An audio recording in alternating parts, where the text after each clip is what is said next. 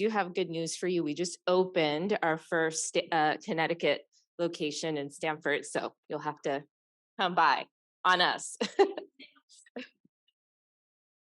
Well, thank you, Jessica, for joining me, and thank you, everybody, for this opportunity. A couple quick things here. I want to give a little background on myself and on Jessica, but this is a conversation we're going to have, Jessica, and I'm not going to surprise you with a lot of questions, although we did talk last night. We're going to start off with a little bit about your background because I'm fascinated by it, your progression to where you are today. Then we'll go into your category of the industry that you're in. And I, again, am fascinated by this industry. I just read an article last night in Inc. magazine on Mark Lohr's, what he doesn't want to call a pivot. If anybody knows the company Wonder, they sold $100 million. Well, they lost $100 million as they pivoted their business away from trucks to restaurants. And that whole category that you're in it's not that category, but I'm interested in that. And I think everybody else will be too. And then we'll talk a bit about the theme of the session, which is adapting to the future. And I'm fascinated to hear about how you and your team are adapting to the future. I will start off by maybe giving a quick intro of myself, and then we can turn to you.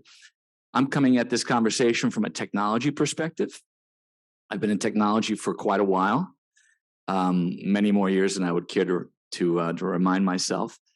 But last several years, probably 6 or 7 years, I've been on the activation side of marketing software.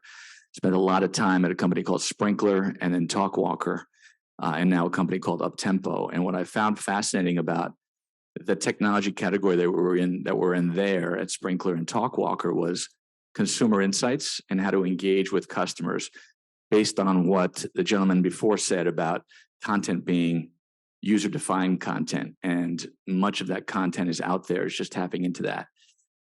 I'm at Uptempo now, and Uptempo focuses on the business of marketing. So when I think about the businesses out there in the audience, other than Danone, there are small and large companies out there. Many of the large companies have the challenges we talked about last night with proper budgeting and planning and being agile and know how to change and shift dollars. In a smaller company, it's not as critical to have the technology.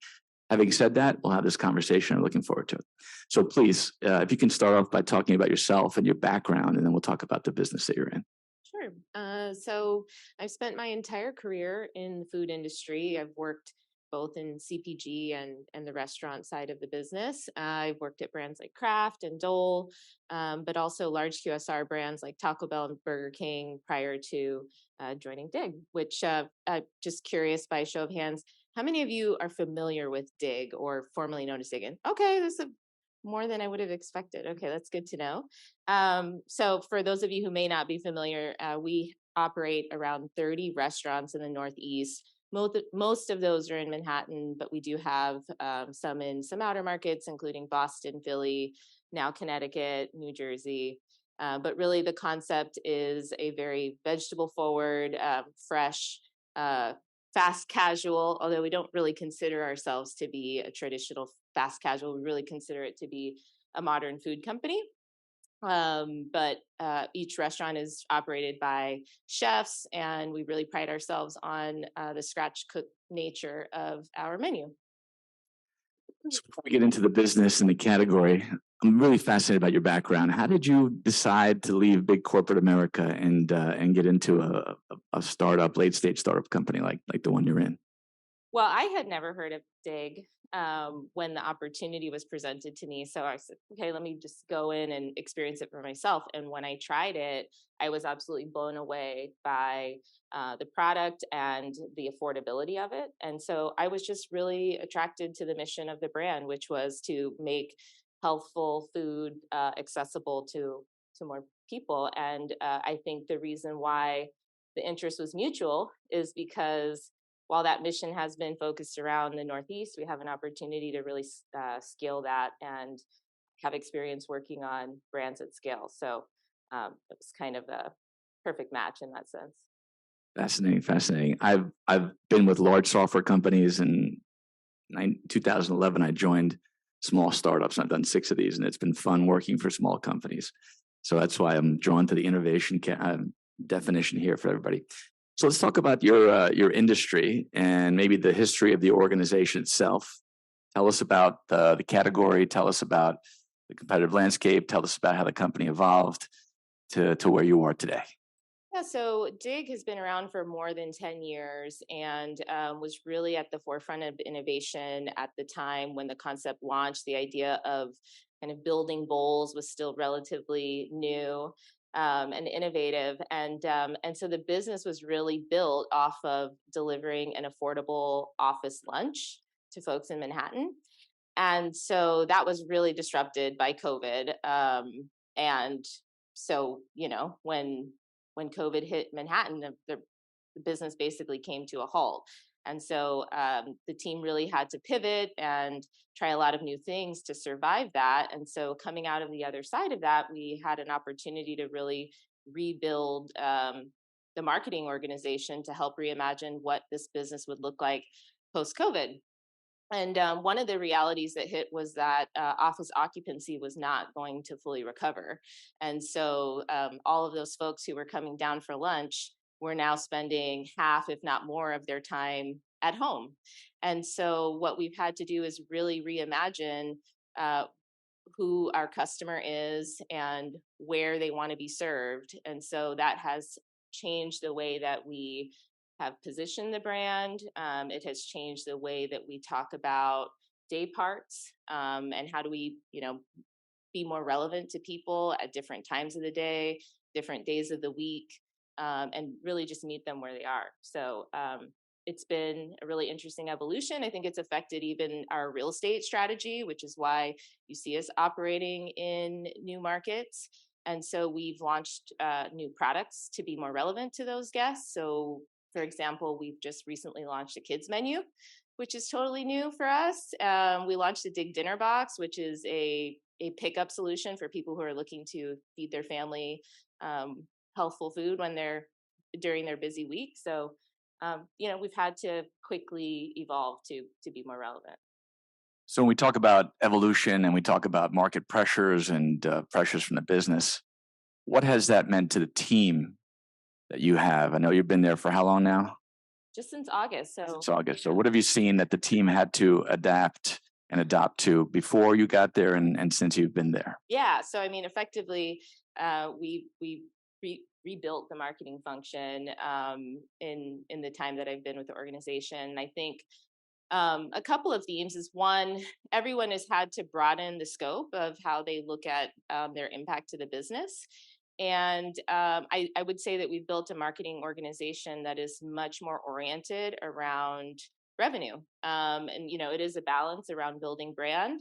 I'd say it's a balance of brand over time, but sales overnight. So a much more KPI oriented team. And so we're constantly testing and iterating, just always in sprints, really trying to figure out what works and what doesn't work, moving on quickly. Um, I'd also say that from a how we work together, we no longer operate out of an office. I think one of the things that we realized was that, we have 30 restaurants and a culture that believes that we should be where the guests are. And so at any given point in the day, if you're in a dig, it's not uncommon that there's a dig employee working from their laptop in that space. And it really helps us to stay close to what exactly is going on with the teams, how the customers are reacting to their experience in the restaurants. And so that was just kind of such an obvious aha moment post COVID was like, why not just be where the guests are?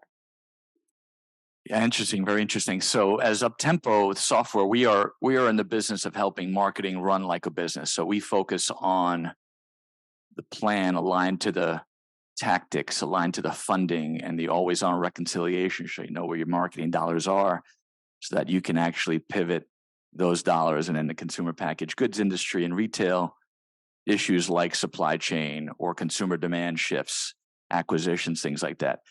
How does your organization, or how do you in particular think about the marketing budget and where you're going to be defining your dollars and cents and playing with those dollars in a way that allows you to remain agile?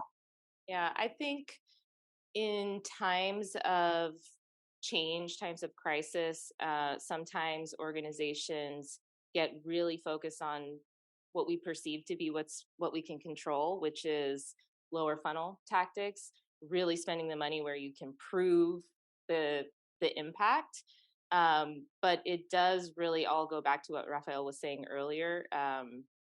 It's about the acquisition, right? So I continue to be really precious with, even with contracting budgets, making sure that we're spending money on focusing on reaching as many people as possible, as opposed to trying to get our existing guests to come more frequently or spend more money with us.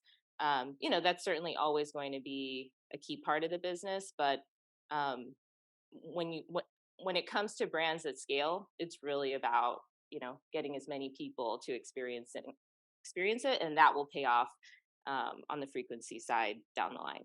Yeah, unfortunately, last night when we talked, I was probably the only one in the room clearly that didn't understand and know this category that you're in. Um, Maybe we could talk before we open up for questions. What's the future look like? How is your industry? What do you think about in terms of growth? How do you think about agility and those kinds of needs? Yeah, it's interesting that you brought up Wonder, because I don't know too much about their business, but I've heard it described as fast fine dining, that is. And I find that really commendable for leaders to experiment with new concepts in the space, because I do think that the future of food is constantly evolving. And so one of the things that we have really been experimenting with is the experience of Dig. So for those of you who are familiar with Dig in the city, you probably think of it as a market line where you go up and you pick your base and you pick your proteins, and it's somewhat of a transactional experience. It's a positive one, but it's you're in and out.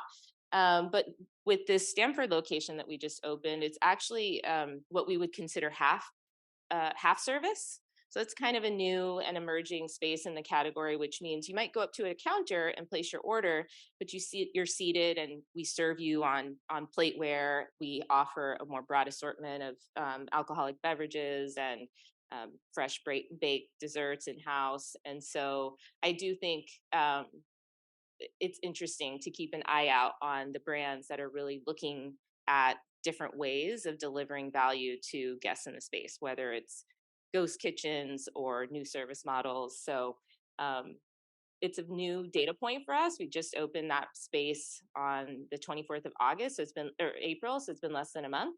But we're not married to it. We'll continue to see what works, what doesn't, and continue to experiment as we open new restaurants. We'll open up for questions, but I'm fascinated to see where your business goes because I could just imagine in Manhattan. First of all, we're now a remote. We're remote only company, so I can imagine what that did to the New York City business. So it's commendable how you're expanding your strategy. So questions for Jessica around herself, her business, the category, marketing innovation. I'll even throw out some questions around technology if nobody has any. So please, anybody have some questions? Familiar refrain from my last question, but as an ex CPG marketer and likely someone who had CPG marketers, where did you feel your rewire, to focus on lower funnel revenue, and what is the rewire you've had to do with your marketing teams who may have been more traditionally trained in long-term brand management?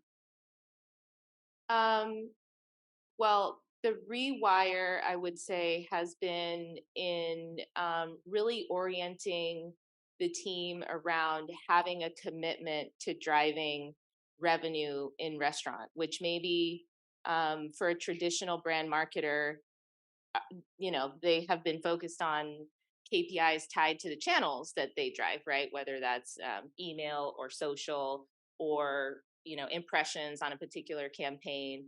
But this commitment to just really getting back into the restaurants and observing how are folks interacting with our brand and tying their performance to actually delivering the results has helped them to think much more practically about the business that we're in, which is different than thinking about um, thinking about oneself as a marketer, but really thinking of oneself as a restaurateur, and that our role is actually to support these chefs and these team members in bringing in new guests and getting them through the experience as seamlessly as possible. So some of it has just really been a culture shift about actually making sure that we're spending time together in the restaurants. Last night I sat and I just observed the dinner service at the Stanford location. And this morning, ended up writing a couple of briefs as a result. Like, hey, people are sitting at the patio and they don't realize that they need to go in and place an order. Let's create some marketing materials to help that wayfinding experience. So it's much less about sitting in an ivory tower and thinking about a campaign and what feels exciting, what's the pithy copy. That'll always be a part of the job. But if you're too far removed from the realities of what is working and not in the restaurant, I just don't think that we have the luxury of operating that way anymore. Hey, could you extrapolate on your day park strategy? And also, how's the kids menu going? Yeah. So as I mentioned, Dig had historically done most of their business before 2 p.m. And I guess just as a previous experience that I drew on was from my time at Taco Bell, which there was a time where Taco Bell wasn't open before 11 a.m. and we opened a whole day part, which was breakfast, which was challenging to get people to think about Taco Bell for breakfast. But that's the fun of being a marketer, is really the challenge is, how do I become more top of mind for dinner occasions with a brand like Dig? And for those of you who have experienced the product, there's no reason why Dig should only be top of mind for lunch. It's actually a quite hearty menu assortment. I mean, we have chicken, we have salmon, we have rice, we have mac and cheese. It's not like it's just a salad concept, which maybe salads are more skewed towards a lunch occasion. So it's really about just reminding guests about us during that time of day. So it shifts in how the way that we post on social, shifts in our email strategy. The kind of content that we put out on social is much more about the cooking experience than the bowl building experience that a lot of our competitors can speak to.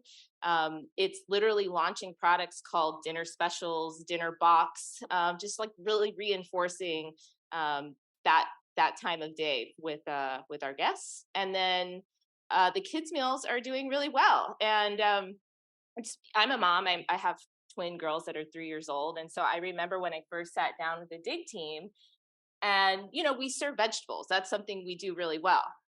I, as the mom in the room at the table, was like, I want my kids to eat more vegetables? Yes.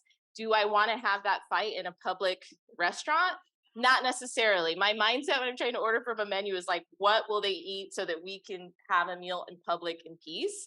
And so bringing that perspective to the table, and also just asking other moms. We had a focus group in Stanford before we opened, and we showed them the vegetables, and they said things like, they're kind of burnt. My kids aren't going to like that. Or, wait, you have these meatballs touching the rice. Like, you need, paperware where these things are separated. And so I think, it was a reminder to just always have the guest as a part of the innovation process. And so as a result, the things that we launched at the Stanford location, we still offer kids meals that have vegetables for those miracle parents that, have figured out how to get their kids to eat broccoli. But we also have things like pasta and pizza and grilled cheese for, to serve all of our guest needs. You could always put cheese on it, right? Isn't there a commercial that said from Kraft? Any Kraft members here? Former Kraft. Put cheese on your broccoli. Right? There's a big song behind it. Anyway, next question. Yes, please.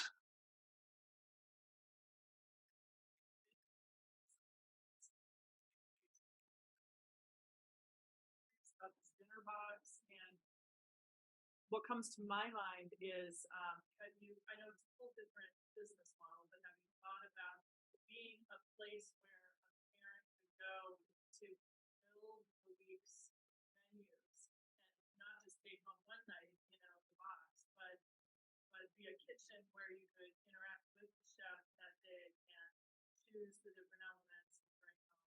Yeah. Sourcing and all the things that go into dinner every single night, like. So. Can I summarize the question for those who may not have heard it? Oh, sure. This is the way I heard it. Your kids love bowls. How are you expanding on that? It's a very interesting prompt and something that I spend a lot of time thinking about. one of the category insights right now is that some folks are buying things like catering packages from restaurants as a source of meal prepping. And so I think our Dig Dinner box does have the potential to maybe feed your family for the evening or be a supplement to some other center of plate item that then you're looking to pair with sides over a couple of days. And so I think immediate term, we're thinking about how do we market our existing offering to um, help illuminate that solution. But I think even further beyond that, we could potentially be looking at ways to actively develop offerings and services. And I think your point about the chefs is an interesting one as well, because every single Dig location is run by a chef operator. So we have really great talent in our restaurants that love to teach people how to cook. And I think that's something that sometimes surprises people about Dig is like, we love cooking and we want people to feel more comfortable cooking. It may feel counterintuitive, but I think we could be doing more to just share with people how to cook. And that's one of people's greatest anxieties. For some, I think the average person maybe knows how to make 5 dishes, one of which is eggs. So how could we be using our platform to help make people feel more confident about eating and cooking from home? And so one of the things we have been experimenting with is we did our first kids cooking class at the Stanford location, and we had a wait list. And we asked folks, what more do you what are you looking for? And we heard like, Mom, I want to learn how to make charred chicken. And so there's so many things that I think we have an opportunity, which is why I said that Dig is more than a fast casual. It really is a modern cooking company that I think has the potential to really help empower folks in terms of just thinking about how they feed themselves and their families differently. So let me ask a question while we're getting the mic to the other people over there on technology. So you talk about feedback, innovation, right? What technologies are you using to capture the feedback from the world? Number one. And then on the other side of the house, what technologies are you using to run the business of marketing? Mm. I mean, in a lot of ways, I would think we're not unique in terms of the tools that we use from like a CRM perspective. We have a loyalty program that we run through Thanks, and email marketing we run through Salesforce. Um, on in terms of the feedback loop, I mean, we do a lot of survey uh, collecting from our audience that helps us to really keep a pulse on what's working and what's not. Using any social listening capabilities, like mining all that conversation that's happening in the world? Should be interesting if you do that. Invested in tools like that in the past, but currently the team's doing it pretty manually, admittedly. Yeah. What about in the business of marketing in an Uptempo area? So is there just a shameless plug? How are you managing the budget and the financial spend and knowing where your dollars and cents are optimized? Spreadsheets? Yeah, we're still Okay. pretty analog in that All one, right. admittedly. When you get to be global and complex, you might need a platform like Uptempo. Well, I will tell you, even in some of the global brands that I've worked at, there's still a lot of analog Yes, there is. going on. So certainly a need for Thank you. your service. Questions? Hi. I was wondering if you could provide some of the context around the evolution of the name from Dig In to Dig. I knew someone was going to ask that question, and you noticed too. They introduced me as Dig In, and I said, you know what? I'm just gonna I'm gonna go with it because so many people still know Dig as Dig In, and I think it was maybe it predates me. I want to say 2017 or 2018 that we dropped the in. And it was really at the time part of this mission to evolve away from being known as kind of a fast casual and really being, it's a symbol of the simplicity. Like dig, it's just dig. But it has been hard to catch on. And so some people still call us dig in, and that's okay too. We still answer to that.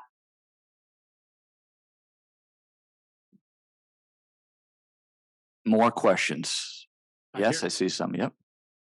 Hi, I am curious if you are leaning into the creator economy at all, and if so, what that strategy looks like, especially with the chefs. Are you highlighting your staff at all?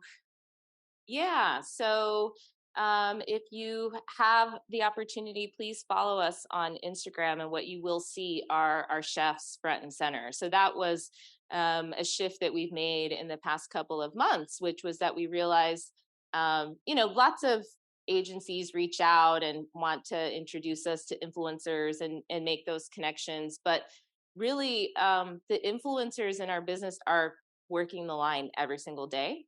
And so you'll see folks on our social pages like Chef Amber.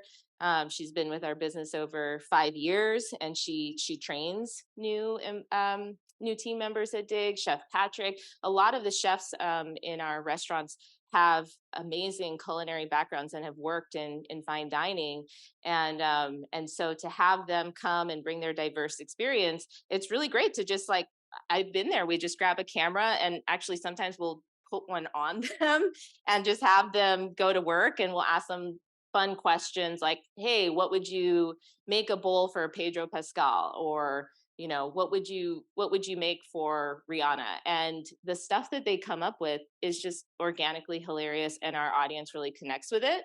And so that's how we've been approaching it, and want to continue to do that. Another thing that happened was we posted for an internship several months ago, and then an internal employee applied, and we interviewed her, and we were like, are there more people in the field that are interested in creating content? And we interviewed more. And so we went from, we were going to hire one intern to, we were like, we're going to hire four, and they're all existing employees. And so now we call them affectionately the lunch club. And so part of their time is cooking in the restaurants, and then part of their time is creating videos that show how to properly cut a sweet potato, or how to make brownies that are flourless. And so you'll start to see their content sprout up as well. But it's all shot in house with the great cooks that we have working in our restaurants every day. Well, we're going to wrap. I personally thank you. I've learned a lot from you, and this is a great category and a great conversation. The irony for me is that I spent so many years in large global corporate America, Oracle, for example, and I've done small startups. I now call on large complex companies. So me sitting here with you right now is really fun. And a shameless plug for my last session today with 3 Cereals founder, husband and wife team. They're going to talk about how to drive their brand with really zero cash or zero outside influence, outside investors. So thank you very much, Jessica. And thank you, everybody.